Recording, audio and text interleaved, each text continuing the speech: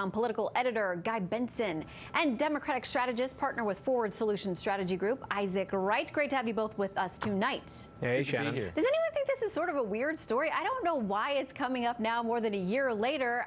Guy, what do you make of it? It's a very weird story. There's no question about that. It is delayed, as you point out. Like, this would have been maybe a controversy at the time had the doctor said something when this all went down. Instead, we're finding out about it now. And there's this dispute between him and the White House saying, nope, SOP, this is how it always goes. The president can get his records. The doctor's saying they sort of strong-armed their way in here. There was a big guy who came in. I mean, I don't know how credible this doctor is. He's also saying Trump dictated that infamous letter where he said, oh, he's the most healthy president in the history of presidents or whatever, which I don't know how that works with medical ethics. I'm not quite sure who to believe here.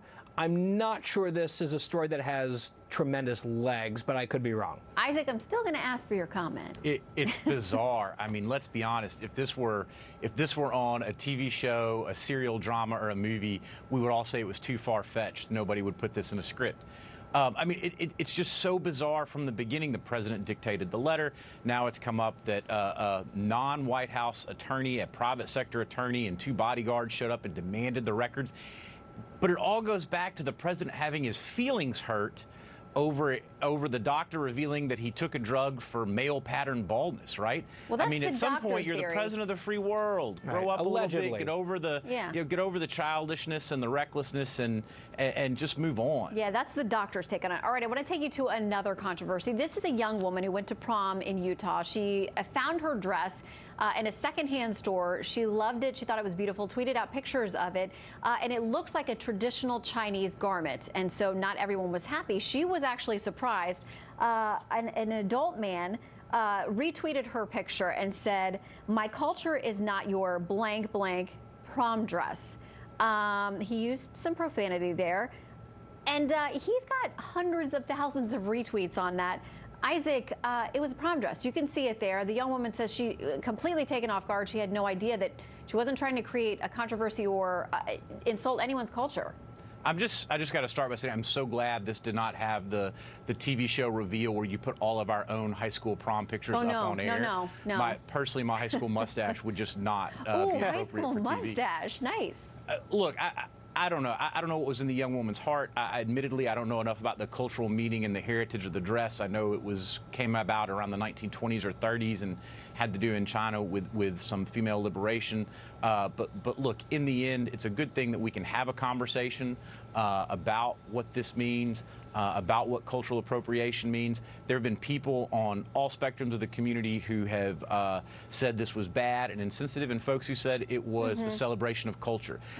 I'm just glad that we're having a conversation about it. Okay, so this is what she had to say in response. She said, "To everyone causing so much negativity, I mean no disrespect to the Chinese culture. I'm simply showing my appreciation to their culture. I'm not deleting my post because I've done nothing but show my love for the culture. It's a blanking dress, and it's beautiful." Guy? Yes, amen to that. A refusal to apologize. She should not. I did notice that the person who supposedly took offense to her quote-unquote cultural appropriation had previously tweeted about himself eating Mexican food with chopsticks, which could be appropriation unto itself. This is political correctness gone bananas, gone bonkers. And this is what we do in America. It's a melting pot. We appreciate each other's cultures.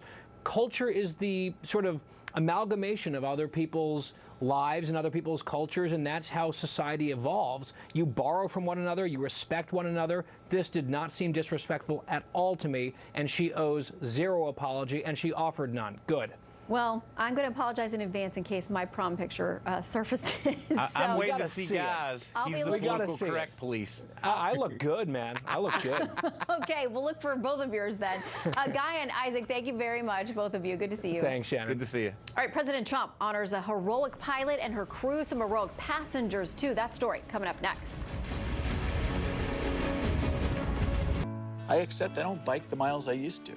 I even accept I have a higher risk of stroke due to AFib, a type of irregular heartbeat not caused by a heart valve.